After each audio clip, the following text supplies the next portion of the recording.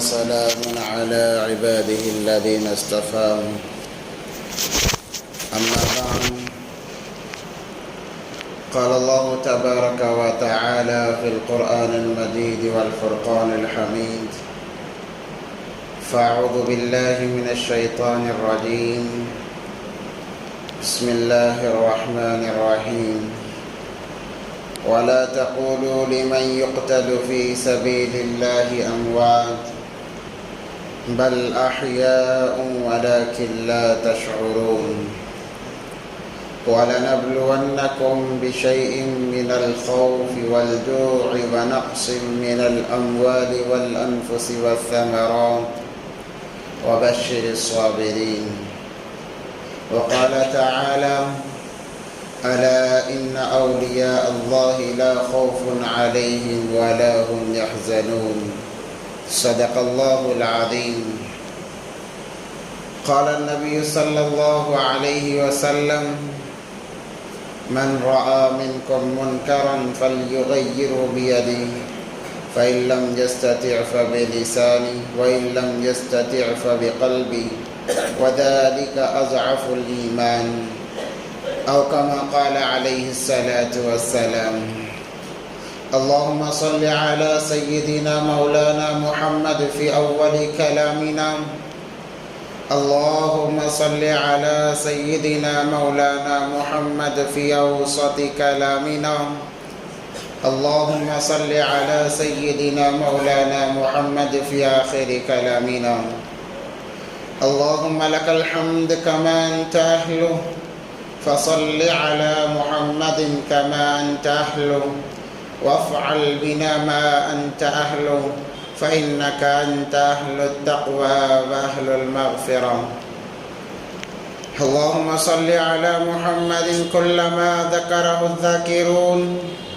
وصل على محمد كلما غفل عن ذكره الغافلون رب اشرح لي صدري ويسر لي أمري واحلل عقدة من لساني يفقه قولي اللهم صل على محمد وآله ألف ألف مرة اللهم صل على محمد وآله ألف ألف مرة اللهم صل على محمد وآله ألف ألف مرة محترم و معزز سامعین کرام، بزرگان دین، عزیز ساتھیوں، ایک مرتبہ دل کی گہرائیوں کے ساتھ درود پاک پڑھ لیں۔ اللہم صلی علی سیدنا محمد وعلی آل سیدنا محمد وبارک وسلم۔ معزز سامعین کرام، جیسے کہ میں نے گزشتہ جمعے کہا تھا، قوم کی، ملت کی بربادی کے لیے یہ کافی ہے کہ وہ اپنی تاریخ کو بھول جائے، اپنے اکابرین کے تاریخ کو بھلا بیٹھیں، ان کے واقعات کو بھلا بیٹھیں اور اپنے اکابرین سے ایک انجانہ پن اختیار کر لیں۔ یہ اس قوم کی بربادی کے لیے کافی ہے، کیونکہ قوم کا بقا، قوم باقی رہتی ہے اپنے اکابرین کی زندگیوں کی قربانیوں کو یاد رکھنے سے، قوم باقی رہتی ہے اپنی تاریخ کو یاد رکھنے سے۔ جو قوم اپنی تاریخ کو یاد نہیں رکھتی وہ قوم کبھی آگے نہیں بڑھتی، ذلت ہی اس کے مقدر ہوا کرتی ہیں۔ آج خصوصی اعتبار سے مسلمان جو ذلت کے اندھیروں میں پڑا جا رہا ہے، اس کی وجہ ایک یہ بھی ہے کہ مسلمان اپنے تاریخ کو بھلا بیٹھا ہے۔ اس کی کیا تاریخ ہے، اس سے پہلے کیا کیا واقعات اس کے اکابر کے ساتھ، اس کے جد بابا، ماں بابا کے ساتھ، دادا پر داداؤں کے ساتھ گزرے، اس کو بالکل بھلا بیٹھا ہے، جس کی وجہ سے وہ اپنی اصلیت سے خود ناواقف ہے۔ میں نے آپ حضرات کے سامنے دو آیات پڑھی ہیں، جن کے اندر ایک آیت ہے الا ان اولیاء اللہ لا خوف علیہم ولا هم یحزنون۔ دنیا کے اندر بہت سارے ایسے بندے ہیں جو اللہ کو بہت زیادہ محبوب ہوا کرتے ہیں، اللہ انہیں چاہتے ہیں۔ وہ جب دعا کے لیے ہاتھ اٹھاتے ہیں، اللہ تبارک و تعالیٰ ان کے ہاتھوں کی لاج رکھ لیتے ہیں۔ اگر کسی بارے میں وہ قسم کھا لیں، اللہ تبارک و تعالیٰ ان کی قسموں کی لاج رکھ لیتے ہیں۔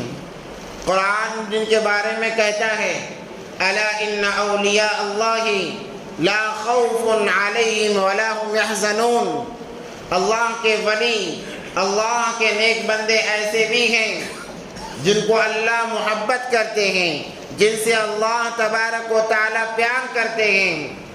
ان بندوں کے لیے نہ دنیا میں خوف ہے، نہ مرنے کے بعد کوئی خوف، نہ دنیا میں ان پر کوئی حالات پریشانی آئے گی، نہ دنیا میں وہ کسی ظالم کے شکار ہوں گے، نہ دنیا میں انہیں رسوا کیا جائے گا، نہ کل قیامت کے دن انہیں رسوا کیا جائے گا۔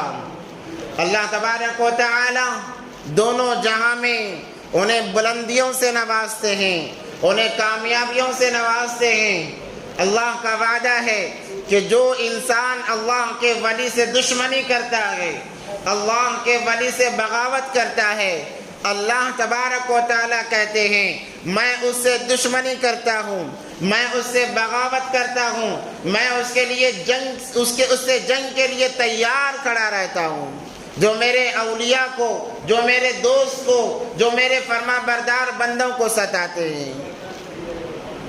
ہندوستان کی تاریخ کے اندر ایسے بہت سارے اولیاء کرام گزرے ہیں جن کی ایک ایک نظر نے کروڑوں لوگوں کے دلوں پر اللہ کی محبت کو غالب کر دیا، اور لوگ در جو ایمان میں داخل ہونے لگے، اور لوگ اللہ کو پہچاننے لگے، اللہ کا تعارف ہونے لگا۔ مگر افسوس آج کا مسلمان ان اولیاء کرام کو بھلا بیٹھا ہے۔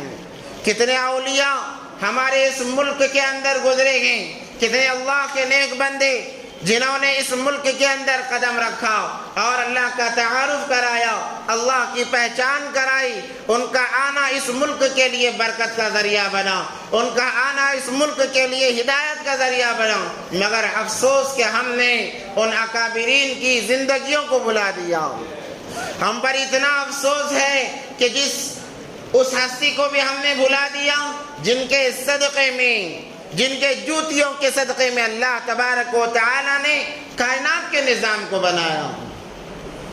وہ ہستی حضرت محمد مصطفیٰ صلی اللہ علیہ وسلم ہیں۔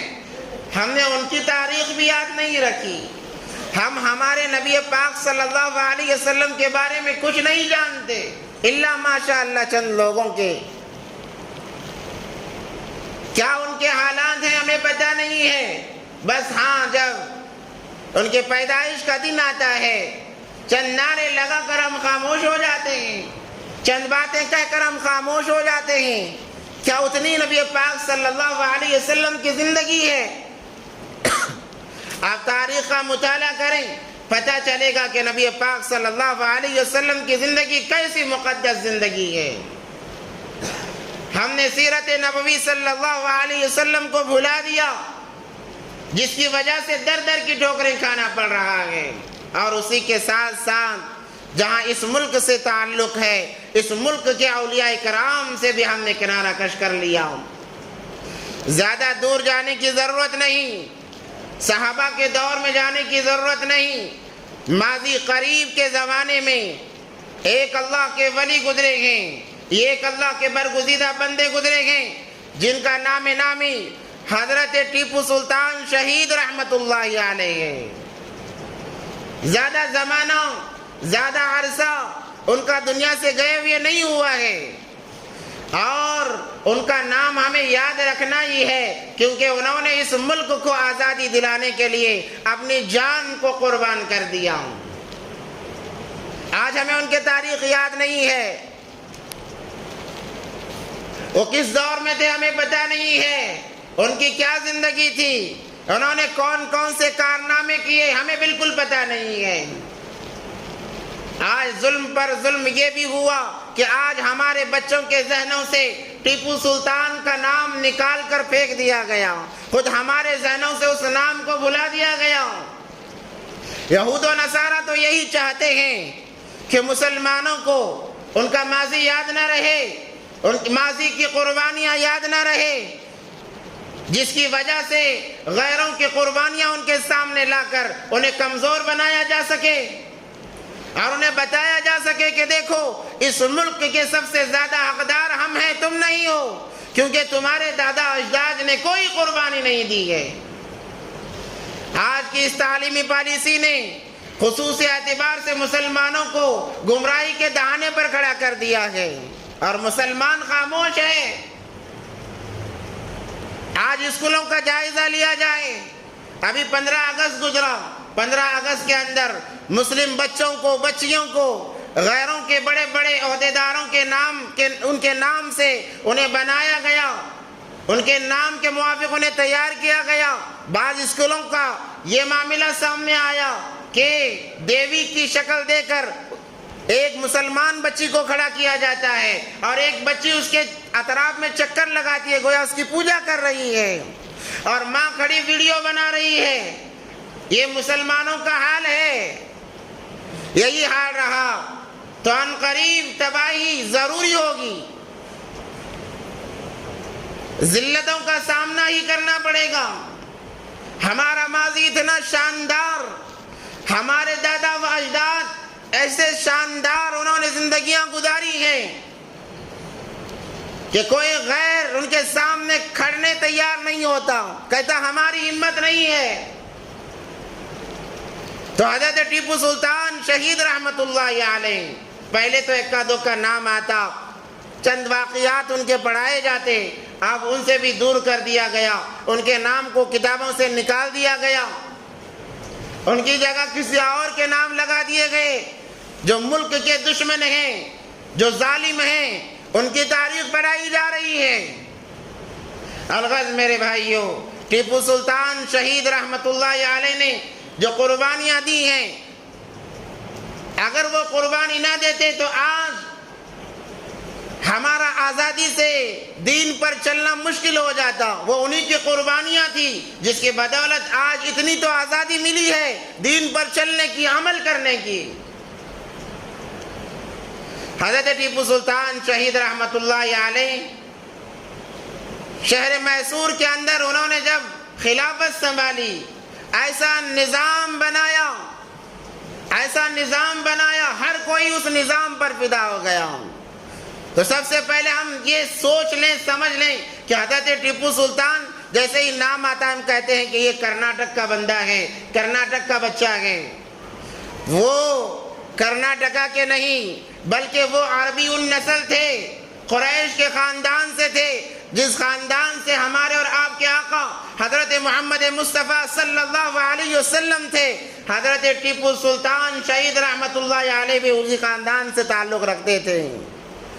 مکے کی سرزمین میں جب حالات آئے، تجارت کے غرض سے ٹیپو سلطان رحمت اللہ علیہ کے دادا و اجداد سفر کرتے ہوئے ایران گئے، ایران سے عراق، وہاں سے افغانستان، وہاں سے ہندوستان کی طرف ہجرت انہوں نے کی۔ پنجاب میں کئی سال وہ رہے، زندگی گزاری ان کے دادا و اجداد نے، پھر وہاں سے اجمیر سے دہلی سے گلبرگہ کی طرف انہوں نے ہجرت کی، اور وہی ان کا مسکن زیادہ تر رہا۔ اس کے بعد میں جیسے جیسے وقت گزرتا گیا، حضرت ٹیپو سلطان رحمت اللہ علیہ کے دادا فتح محمد جن کا نام ہے، آج بعض مسلمانوں کو اپنے دادا کا نام یاد نہیں ہوتا، پردادا کا نام یاد نہیں ہوتا۔ یہ تمام چیزیں یاد رکھنے کی ہوتی ہیں، اسی سے ہمیں تقویت ملتی ہے۔ تو الغرض فتح محمد، ان کی بہادری کی وجہ سے انہیں گورنر بنایا گیا۔ بیجاپور کے عادل بادشاہ کی حکومت تھی۔ فتح محمد جنگوں میں مصروف رہے۔ جب ان کا نکاح ہوا تو انہوں نے ایک اللہ کے ولی کے پاس جا کر دعا کی درخواست کرائی کہ اے فلانے آپ دعا کر دیں۔ اس زمانے کے ولی آج کے ولیوں کی طرح نہیں. آج کے ولی کے پاس جانے دل نہیں کرتا. نہائے ہوئے کئی زمانہ گزر جاتا ہے، اپنے آپ کو ولی گردانتے ہیں. پہلے زمانے کے اولیاء ایسے تھے، کوئی نمازیں ان کی قضا نہیں، ایک سنت ان کی نہیں چھوٹتی تھی. وہ حقیقی معنوں میں کامل ولی کہلاتے تھے. انہی کے لیے اللہ نے کہا الا ان اولیاء اللہ لا خوف علیہم ولا هم يحزنون. اس زمانے کے ایک مشہور بزرگ تھے، ولی کامل تھے، حیدر علی شاہ درویش رحمت اللہ علیہ. انہوں نے جا کر دعا کی درخواست کرائی کہ بچے تو بہت ہیں مگر کوئی ایک ایسا لڑکا ہو جو دینداری کے اندر ہمیشہ اپنے وقت کو گزارے، اللہ کے لیے، رسول اللہ صلی اللہ علیہ وسلم کے لیے اپنا سب کچھ قربان کرے. انہوں نے کہا میں دعا تو کر دوں گا مگر جب لڑکا پیدا ہو میرے نام پر نام رکھنا. فتح محمد نے حامی بھر لی. اتفاق اس نے اتفاق، لڑکا گھر میں دوبارہ لڑکا پیدا ہوا تو انہوں نے شاہ حیدر علی درویش رحمت اللہ علیہ کے نام سے حیدر علی نام رکھا. یہ حیدر علی حضرت ٹیپو سلطان کے والد کہلائے. اللہ تبارک و تعالیٰ نے بڑی ذہانت دی. چند دنوں کے بعد میں فتح محمد کا انتقال ہو گیا. پھر حالات آئے، حالات کی وجہ سے تعلیم مکمل نہ کر سکے مگر فوج کے اندر بھرتی ہو گئے. فوجی فنون انہوں نے سیکھے، مہارت حاصل کی اور میسور کے بادشاہ کے دربار میں جا کر فوجی بن گئے، وہاں کام کرنے لگے. ایسی ان کی ایمانداری تھی، ان کی ایمانداری کی وجہ سے اس وقت کے راجا نے انہیں عہدہ اور بڑا عہدہ دیا یہاں تک کہ انہیں کمانڈر بنا دیا گیا. آج ہمیں بتایا جاتا ہے حیدر علی نے راجا سے مخالفت کر کے حکومت چھینی ہے. حیدر علی نے حکومت چھینی نہیں ہے بلکہ اس وقت کے راجا نے ان کی ایمانداری کو دیکھ کر اور آپسی بغاوت کی وجہ سے اپنے جان کی سلامتی کے لیے حضرت حیدر علی کو شہر میسور کا بادشاہ بنایا، راجا بنایا تھا. حکومت چھینی نہیں گئی تھی بلکہ انہیں اس عہدے پر فائز کر دیا گیا، بٹھا دیا گیا تھا. ارغز اللہ تبارک و تعالیٰ نے ان کے مقدر میں بھی نکاح رکھا. انہوں نے نکاح کیا، شادی کی. ایک بیوی سے نکاح ہوا جو کڑپا کے گورنر کی بیٹی تھی جن کا نام تھا فاطمہ. اب اولاد کے لیے دعائیں کرنے لگے تو یہ جیسے ان کے والد فتح محمد حیدر علی قادر شاہ درویش کے پاس گئے تھے رحمت اللہ علیہ، یہ بھی ایک ولی کے پاس گئے اور جا کر دعا کی درخواست کرائی کہ آپ ہمارے لیے دعا کر دیجئے کہ ہمارے گھر میں ایک ایسا نوجوان، ایسا جوان مرد لڑکا ہمیں عطا فرمائے جو اس ملک و ملت کو سنبھالنے والا ہو. جن کا نام نامی ٹیپو مستان رحمت اللہ علیہ تھا. انہوں نے جا کر دعا کرائی. بی بی فاطمہ جو ٹیپو سلطان کی والدہ تھی، انہوں نے ارادہ کیا کہ اگر واقعی لڑکا ہوا تو میں اس ولی کے نام سے اپنے بیٹے کا نام ٹیپو مستان رکھوں گی. اللہ کا کرنا ایسا ہی ہوا کہ ان کے گھر میں بھی حضرت ٹیپو سلطان شہید رحمت اللہ علیہ پیدا ہوئے. حضرت ٹیپو سلطان شہید رحمت اللہ علیہ کی پیدائش کہیں دور کی نہیں بلکہ یہاں سے بالکل قریب، جسے ہم دیون حلی کہتے ہیں، وہاں پر یہ پیدا ہوئے. اس وقت میں اس جگہ کا نام یوسف آباد رکھا گیا تھا. بعد کے لوگوں نے اس نام کو بدل دیا. نام کو ہی کیا بدلا، ساری کی ساری تاریخ کو انہوں نے بدل دیا. دیون حلی کا نام یوسف آباد رکھا تھا. وہاں کے حاکم تھے حضرت ٹیپو سلطان شہید رحمت اللہ علیہ. اور یہ علاقہ سلطنت خدا داد میں آیا کرتا تھا. جب لڑکا پیدا ہوا، لڑکا پیدا ہونے کے بعد حیدر علی رحمت اللہ علیہ نے کہا کہ میرے بیٹے کا نام میرے والد فتح محمد کے نام پر فتح علی رکھوں گا. بیوی نے کہا کہ نہیں، میں نے منت مانگی ہے کہ فلاں اللہ والے ولی کے نام سے میں اپنے بیٹے کا نام رکھوں گی. تکرار چلی. ارغز دونوں نے مشورہ کیا کہ کیا کیا جائے تو اس بات پر متفق ہوئے کہ دونوں ناموں کو ملا کر ایک نام رکھتے ہیں. تو حضرت ٹیپو سلطان شہید رحمت اللہ علیہ کا مکمل نام فتح محمد ٹیپو سلطان ہے۔ فتح محمد دادا کا نام، اور ان کی والدہ کے حساب سے ٹیپو مستان نکال کر ٹیپو جوڑ دیا، تو فتح محمد ٹیپو سلطان شہید رحمت اللہ علیہ بنے، جن کے واقعے کو ہم سن رہے ہیں۔ اللہ تبارک و تعالیٰ نے بڑی ذہانت دی، چونکہ حیدر علی انہوں نے تعلیم مکمل نہیں کی تھی، مگر ان کی بیوی فاطمہ یہ بہت تعلیم یافتہ تھی، تو انہوں نے کوئی کسر تعلیم کے اعتبار سے نہیں چھوڑا، کوئی کسر نہیں چھوڑا، ہر اعتبار سے تعلیم دلائی، اور والد خود دعائیں کیا کرتے کہ یا اللہ میرے بے دینی کا اثر میرے بیٹے پر نہ پڑے۔ یہ اصل ماں باپ ہوتے ہیں، بچوں کے بگڑنے کا نتیجہ ماں باپ ہوتے ہیں، اور ماں باپ آج بچہ جب بگڑ جاتا ہے، ماں باپ سے کہا جاتا ہے کہ تمہارا بچہ بگڑ گیا، تو کہتے ہیں ہم کیا کریں، ہم نے کوشش کی ہے، ہم نے کئی مرتبہ سمجھایا، کئی مرتبہ سمجھانے سے کام نہیں بنتا۔ ہمارے اولاد کی زندگی ہمارے لیے یا تو عزت کا ذریعہ بنے گی یا تو ذلت کا ذریعہ بنے گی، اور آج کے ماں باپ بھی ایسے ہیں کہ اپنے اولاد کی کوئی فکر نہیں، کہتے ہیں کہ اس کا دین اس کے ساتھ میں ہے۔ یاد رکھیں کل قیامت کے دن یہ بات نہیں چلے گی، اللہ اولاد کے بارے میں سوال کریں گے، ہر ماں باپ سے سوال کیا جائے گا، کیونکہ یہ ذمہ دار ہے، صرف دنیا کے اعتبار سے نہیں، دین کے اعتبار سے بھی یہ ذمہ دار ہے۔ تو ٹیپو حضرت حیدر علی ہمیشہ دعا کیا کرتے کہ میری بے دینی کا اثر میرے اولاد پر نہ پڑے، اور کڑی نظر رکھتے اپنے بچے کی پرورش پر، جس کا نتیجہ یہ ہوا کہ ایک مرتبہ 5-6 سال کی عمر میں حضرت ٹیپو سلطان کھیل رہے تھے، وہاں سے ایک اللہ والے کا گزر ہوا، انہوں نے انہیں دیکھا، پہچان لیا، پیشانی کو دیکھ کر کہنے لگے آگے چل کر یہ اس ملک کا بلکہ اس ریاست کا راجہ بنے گا، بادشاہ بنے گا، اور اللہ اس سے دین کا خوب کام لیں گے۔ اور اس بچے کو بلا کر کہا جب تم حکومت پر فائز ہو جاؤ، تخت نشین ہو جاؤ، تو اس جگہ ایک مسجد بنانا، اور اشارہ کر کے مسجد کی جگہ بتا دی۔ اسی کے مطابق حضرت ٹیپو سلطان شہید رحمت اللہ علیہ جب بادشاہ بنے تو انہوں نے اس درویش کے حساب سے اسی جگہ ایک مسجد کی تعمیر کرائی، جس کا نام مسجد اعلیٰ آج رکھا گیا ہے۔ وہ وہی مسجد ہے، انہی اللہ والے کے اشارے کی طرف سے بنائی گئی تھی۔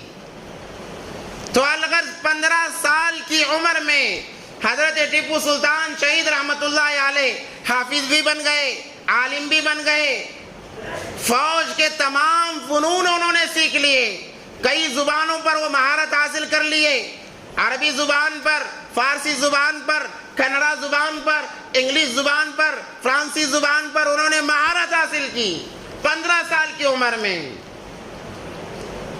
اتنے علوم اور فنون انہوں نے سیکھے، اللہ اکبر کبیرہ۔ آج ہمارا 15 سال کا بچہ کیا کیا سیکھتا ہے، آج جا کر دیکھیں، ہمارے 15 سال کے بچے کی تنہائی کو ہم دیکھیں، ہر کوئی 15-16 سال کا بچہ کہتا ہے کہ تم کیا بنو گے، کہتا ہے کہ میں روڑی بنوں گا، روبدار بنوں گا۔ اصل وہ روبدار نہیں ہے، وہ روپ دھار لینا ہے۔ کس کا روپ دھار لینا؟ گنجیڑیوں کا، شرابیوں کا، حرام خوروں کا وہ روپ دھار لیتا ہے، آگے چل کر مسلمانوں کو بھی نقصان پہنچاتا ہے، غیروں کو بھی نقصان پہنچاتا ہے۔ آج کا ہمارا نوجوان اپنے آپ کو روبدار کہلانے میں بڑی شان ظاہر کرتا ہے کہ میں روبدار ہوں۔ کیسا روبدار؟ لوگوں کو تکلیف دینے والا۔ ارے روبداری کا اتنا ہی شوق ہے، جاؤ بارڈر پر جا کر جنگ لڑو، مسکینوں کی مدد کرو، تب تمہیں روبدار کہا جائے گا۔ غریبوں پر ظلم کرنے سے انسان روبدار نہیں بنتا، کمزوروں پر ظلم کرنے سے کوئی انسان روبدار نہیں بنتا۔ اے نوجوانوں سنو، ٹیپو سلطان کی تاریخ ہے، 15 سال کی عمر ہے، حافظ بھی بن گئے۔ آج 15 سال تمہارے ہو گئے، تمہیں صحیح سے قرآن پڑھنا نہیں آیا ہے، ایک آیت مکمل صحیح انداز میں پڑھ نہیں سکتے، آج ہمارے بچوں کی یہ حالت ہے، وہاں حافظ بن گئے، عالم بن گئے، کئی زبانوں پر مہارت حاصل کر لی۔ 19 سال کی عمر میں سب سے پہلی جنگ انہوں نے انگریز کے ساتھ میں لڑی ہے۔ پہلی جنگ تو ملیبار کے ساتھ میں ان کی ہوئی، وہاں پر انہوں نے فتح حاصل کی۔ انگریزوں کے ساتھ میں بھی انہوں نے جنگ لڑی 19-20 سال کی عمر میں۔ عمر ہی کیا ہوتی ہے؟ جب ٹیپو سلطان شہید رحمت اللہ علیہ کے والد محترم حیدر علی نے دیکھا کہ بچہ لائق ہو گیا ہے، کہا کہ اب بچے کی شادی کرنی ہے۔ اب بچے کی شادی کے متعلق ذہن میں خیالات آنے لگے، شادی کرنا ہے، کیا کیا جائے، کس شہزادی کو دیکھا جائے، تلاش کرنے لگے۔ ان کے والد کے دل میں یہ تھا کہ میں اپنے بچے کا نکاح نوائتی خاندان کے سلطانہ بیگم سے کروں۔ نوائتی خاندان یہ بھٹکل کی طرف آباد ہے، جو صحابہ کے نسل سے ہیں۔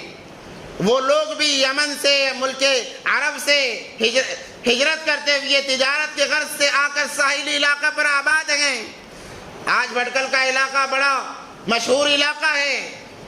تو ان کے والد کی یہ تمنا تھی کہ وہاں کے گورنر کی بیٹی سے، جن کا نام سلطان بیگم تھا، میرے بیٹے کا نکاح ہو جائے۔ مگر بی بی فاطمہ کا ارادہ یہ تھا کہ مسجد کے امام صاحب کی بیٹی رقیہ بیگم سے میرے بیٹے کا نکاح ہو جائے۔ دوبارہ تکرار چلی۔ جب دوبارہ تکرار چلی، بات کو لمبا کیے بغیر دونوں نے یہ مشورہ کیا کہ دونوں لڑکیوں سے ان کا نکاح کر دیتے ہیں، دونوں لڑکیوں سے ان کا نکاح کر دیتے ہیں۔ تو ہوا ایسا ہی، ایک ہی دن میں 1 گھنٹے کے وقفے سے پہلا نکاح سلطانہ بیگم نوائتی خاندان کی لڑکی سے ہوا، دوسرا نکاح مسجد کے امام صاحب کی بیٹی رقیہ بیگم سے ہو گیا۔ 1 گھنٹے کے فرق سے 2 نکاح ہوئے۔ اس کے بعد میں نکاح کرنے کے بعد وہ خاموش نہیں بیٹھے، بلکہ انہوں نے مکمل طور پر کارروائی سنبھالی۔ کئی جنگیں انہوں نے لڑی ہے، صرف انگریزوں سے انہوں نے 4 جنگیں لڑی۔ 3 جنگوں کے اندر اللہ تبارک و تعالیٰ نے انہیں فتح یابی نصیب فرمائی، مگر چوتھی جنگ، جس کے اندر انہیں شہادت کا جام پینا پڑا اپنوں کی غداری سے۔ غدار اپنے لوگوں میں ہوتے ہیں، کوئی باہر سے آ کر غداری نہیں کرتا۔ وہ بہت کم ایسا ہوتا ہے کہ غدار باہر سے آ کر اپنوں میں شامل ہو جاتا ہے، ورنہ غداری ہمیشہ اپنے لوگوں میں ہوا کرتی ہے۔ وہی غدار بنتے ہیں، وہی منافق بنتے ہیں، جس کی وجہ سے ملک و ملت کا بڑا نقصان ہوتا ہے۔ آج بھی وہ غدار ہیں، آج بھی غدار ہر طبقے میں پائے جاتے ہیں، جو چند کوڑیوں کے خاطر، چند سکوں کے خاطر اپنے ایمان کو داؤ پر لگا دیتے ہیں۔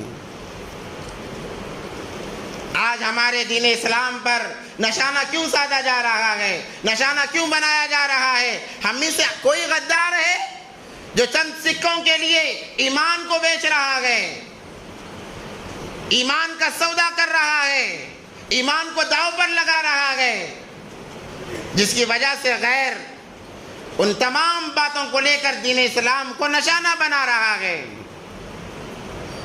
اور یہ قیامت تک چلے گا۔ ایسا نہیں کہ معاملہ ختم ہو جائے گا، ایسا نہیں، یہ قیامت تک چلے گا۔ تو حضرت ٹیپو سلطان شہید رحمت اللہ علیہ جب بادشاہ بنائے گئے، کبھی ان کے اعمال میں کمی نہیں آئی، ان کے عبادتوں میں کمی نہیں آئی۔ ان کے معمولات کے متعلق لکھا ہے کہ وہ روزانہ 1 پارہ قرآن پاک کا پڑھا کرتے، اور دیگر ان کے معمولات تھے، اپنوں کو وقت دیا کرتے اور ہر ایک کی بات سنا کرتے۔ انہوں نے قانون بنائے، سب کے لیے یکساں قانون، کسی کے اندر بھید بھاؤ انہوں نے نہیں کیا۔ آج ہمیں کیا بتایا جاتا ہے؟ ٹیپو سلطان شہید رحمت اللہ علیہ نے غیروں کے ساتھ زیادتی کی ہے۔ انہوں نے کسی کے ساتھ کوئی زیادتی نہیں کی ہے، بلکہ جہاں انہوں نے مدارس کو چندہ دیا، جہاں انہوں نے خانقاہوں کو چندہ دیا، جہاں انہوں نے درگاہوں کو چندہ دیا، مندروں کو بھی انہوں نے چندہ دیا ہے۔ مندروں کے لیے بھی انہوں نے زیورات دیے گئے، زمینیں تقسیم کی ہیں، وقف کی مندروں کے لیے۔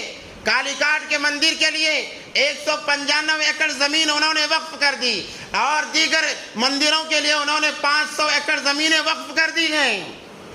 سالانہ 19 کروڑ روپے کی لاگت کے اعتبار سے وہ صرف مندروں پر خرچ کیا کرتے تھے۔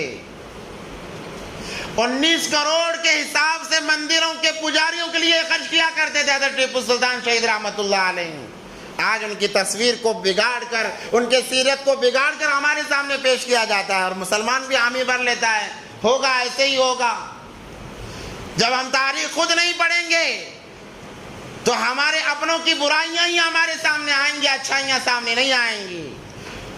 آج ان کی برائیوں کا تذکرہ ہوتا، کوئی برائی ظاہر بھی نہیں ہے، اچھائیوں کو چھپا دیا گیا اور جوڑ دیا گیا، باتوں کو جوڑ دیا گیا۔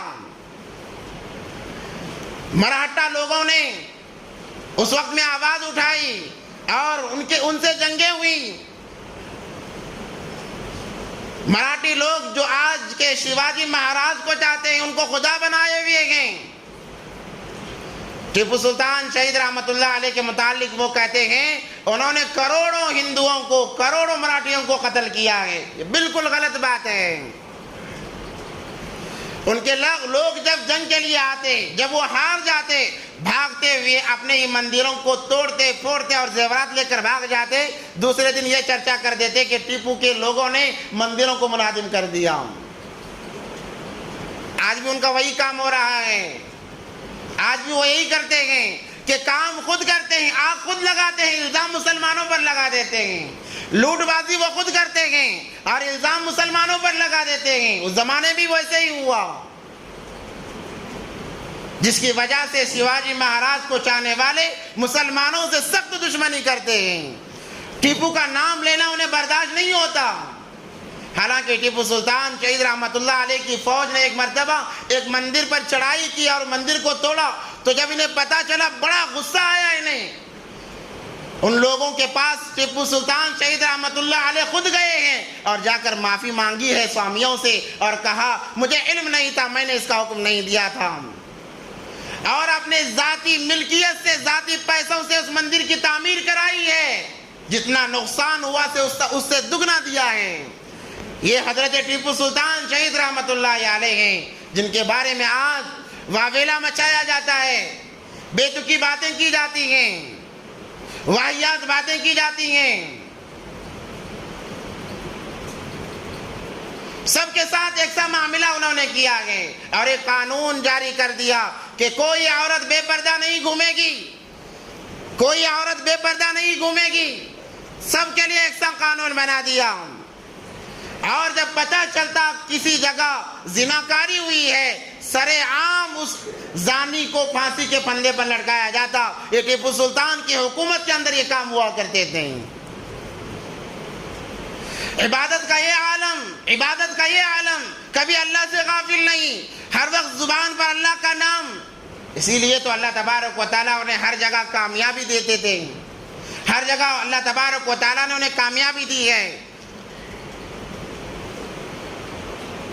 ان کی اولاد میں تاریخ حضرات لکھتے ہیں 13 شہزادے انہیں ہوئے، 13 لڑکے ہوئے، ایک لڑکی تھی، 13 لڑکے تھے، اور تمام کے ساتھ میں ایک سا معاملہ۔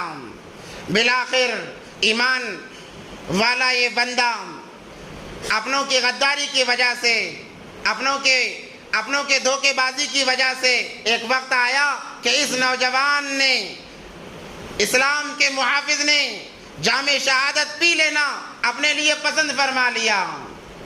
ایک رات سوئے ہوئے ہیں، خواب دیکھتے ہیں، خواب میں نبی پاک صلی اللہ علیہ وسلم تشریف فرما ہوئے اور کہتے ہیں اے ٹیپو سلطان، کل کا روزہ رکھو اور افطاری میرے ساتھ میں کرنا، افطاری کے لیے انتظام ہو گیا ہے، میں انتظار کروں گا۔ حضرت ٹیپو سلطان شہید رحمۃ اللہ علیہ جیسے ہی اٹھے، 2 رکعت شکرانے کی نماز ادا کی، گھبرائے نہیں، بلکہ دل کے اندر ایک شوق اور جذبہ لے کر اٹھے۔ کہا کہ میرے نبی پاک صلی اللہ علیہ وسلم نے یہ الفاظ کہے ہیں، کیونکہ ہر وقت ان کے دل میں تمنا تھی کاش مجھے مدینہ طیبہ جانے کی توفیق ہوتی۔ 17 سال انہوں نے حکومت کی مگر کبھی حج کرنے کی توفیق نہیں ہوئی۔ کیوں؟ ہندوستان کے حالات ایسے سنگین تھے، یہاں کے حالات کو سدھارنے میں ایسا لگے کہ وہاں جانے کا وقت ہی نہیں ملا۔ کبھی نبی پاک صلی اللہ علیہ وسلم کے روزے پر حاضر ہونے کا موقع نہیں ملا، مگر ہر سال کئی علماء کرام کو اپنے ذاتی پیسوں سے حج بیت اللہ کو روانہ کرتے اور کہتے میرے نبی کے روزے پر جب حاضر ہو تو میری طرف سے سلام سنا دینا۔ ہر سال اپنے ذاتی پیسوں سے علماء کرام کو اور دیگر لوگوں کو حج بیت اللہ کے لیے روانہ کرتے ہیں، اور یہ حسرت ظاہر کرتے کاش مجھے موقع مل جاتا کہ میں وہاں پر چلا جاتا ہوں۔ اسی کا نتیجہ تھا کہ آخری وقت میں نبی پاک صلی اللہ علیہ وسلم آئے اور کہنے لگے اے ٹیپو، تم نے امت کے لیے بہت کیا ہے، اب گھبراؤ نہیں، کل کا انشاءاللہ رات کا کھانا ہم ساتھ میں کھائیں گے، افطار ساتھ میں کریں گے۔ صبح ہوئی، حضرت ٹیپو سلطان رحمت اللہ علیہ نے معمول کے حساب سے رعایا کا جائزہ لیا، تمام کام مکمل کر لیے۔ ظہر کی نماز کے بعد میں قرآن کی تلاوت کرنے کے بعد میں کھانے کے لیے بیٹھے گئے۔ جیسے ہی ایک لقمہ کھانے کے لیے اٹھایا، خبر آئی کہ جو ان کے بالکل قریبی دوست تھے عبدالغفار جن کا نام، انگریزوں نے انہیں شہید کر دیا۔ وہ لقمے کو واپس رکھ دیا اور سوار ہو گئے اپنے گھوڑے پر۔ ان کے گھوڑے کا نام طاووس تھا، جس ہر جنگ میں اسی گھوڑے پر سوار ہو کر جایا کرتے۔ آج حلیہ ان کا بگاڑ دیا گیا ہے، جو تصویروں میں حلیہ ہے وہ ٹیپو سلطان رحمت اللہ علیہ کا حلیہ نہیں ہے۔ ہمیشہ امامہ باندھا کرتے، پہلے سرخ لال امامہ باندھا کرتے، مگر علماء نے کہا سرخ امامہ نبی پاک صلی اللہ علیہ وسلم کی سنت نہیں ہے، تب سے ہرا امامہ باندھنے لگے۔ شرعی لباس میں ہوا کرتے تھے، سوار ہو کر نکلے۔ میر صادق کی غداری کی وجہ سے، اور ایک نو مسلم لڑکا تھا جس کا نام پہلے راجہ تھا، انہوں نے اسلام قبول کیا، پھر راجہ خان بنا۔ انگریزوں نے میر صادق کو خریدا، راجہ خان کو خریدا، اندرونی معاملات ٹیپو سلطان کے جو سنبھالا کرتا تھا۔ یہ دو بڑے غدار تھے جس کی وجہ سے حضرت ٹیپو سلطان شہید رحمت اللہ علیہ کو شہادت کا جام پینا پڑا۔ جیسے ہی باہر نکلے، جنگ ہوئی، ظہر سے لے کر یہ جنگ چلی، عصر کے قریب تک ٹیپو سلطان رحمت اللہ علیہ نے سوچا کہ چلو نماز کا وقت بھی ہو رہا ہے، اندر جا کر نماز ادا کریں۔ میر صادق نے اندر آنے کا دروازہ بند کر دیا، دوسرے دروازے سے جانا چاہ رہے تھے، راجہ خان نے وہ دروازہ بند کر دیا، تمام دروازے بند ہو گئے، کیونکہ راجہ خان ہمیشہ ساتھ رہا کرتا تھا ٹیپو سلطان کے۔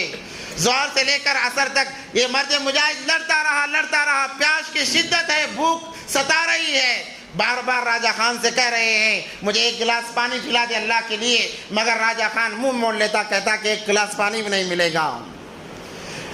مغرب کا وقت ہو گیا مگر پھر بھی لڑے جا رہے ہیں۔ جب انگریز نے دیکھا یہ یوں ہار ماننے والے نہیں ہیں تو ان کے گھوڑے طاووس پر حملہ کیا، گھوڑا گرا جس کی وجہ سے یہ بھی گرے، پھر بھی ہمت نہیں ہاری، ان پر وار ہوئے، ان پر گولیاں چلائی گئی، مگر پھر بھی پیدل لڑتے رہے، عشاء تک لڑتے رہے۔ جب انگریزوں نے دیکھا کہ یہ ہار ماننے کے لیے تیار نہیں ہے تو ان کے سیدھے بازو پر گولی چلائی گئی، اس کے بعد میں سر پر گولی کا نشانہ لگایا گیا، تب جا کر یہ مرد مجاہد زمین پر گرا ہے۔ انہیں یاد تازہ کرنا تھا کربلا کے میدان کے اندر علی کے بیٹے، فاطمہ کے بیٹے حسین نے پیاس کی حالت میں جنگ لڑی اور اللہ کی رضامندی کو حاصل کر لیا، تو یہ بھی تو حیدر علی کا بیٹا تھا، فاطمہ کا بیٹا تھا، کربلا کی یاد کو تازہ کرنا تھا۔ پیاس کی شدت میں لڑتے لڑتے آخرکار عشاء کے قریب یہ اللہ کو پیارے ہو گئے، شہادت کا جام انہوں نے پی لیا، مگر اپنے آخری سانس تک انہوں نے ہمت نہیں ہاری، ہار نہیں مانی۔ جب ان کو شہید کر دیا گیا، آدھی رات تک انگریزوں کی ہمت نہیں ہوئی کہ جا کر ان کی تلوار کھینچ لی جائے، ڈرتے تھے کہیں اٹھ کر یہ حملہ نہ کر دے۔ جب آدھی رات گزر گئی، ان کا خادم راجہ خان وہ آگے بڑھا اور جا کر دیکھا اور کہا کہ ٹیپو تو شہید ہو چکا ہے، اب آ جاؤ۔ تب جا کر انہوں نے ان کی تلوار نکالی اور انگریز کا باشندہ اس وقت میں اس نے کہا کہ آج سے ہندوستان ہمارا ہے۔ یہ حضرت ٹیپو سلطان رحمت اللہ علیہ کی مختصر سیرت ہے، ورنہ بہت وقت چاہیے ان کی سیرت کو بیان کرنے کے لیے۔ آج ان کی سیرت کو اجاگر کرنے کی ضرورت ہے، ان کی سیرت اپنے اولاد کو، اپنے بچوں کو سنانے کی ضرورت ہے، تاکہ ان جیسا ایمانی جذبہ، ایمانی شوق ہمارے اندر آ جائے۔ اللہ سے دعا ہے کہ اللہ تبارک و تعالی ہم تمام کو ان باتوں پر عمل کی توفیق عطا فرمائے۔ وآخر دعوانا الحمدللہ رب العالمین۔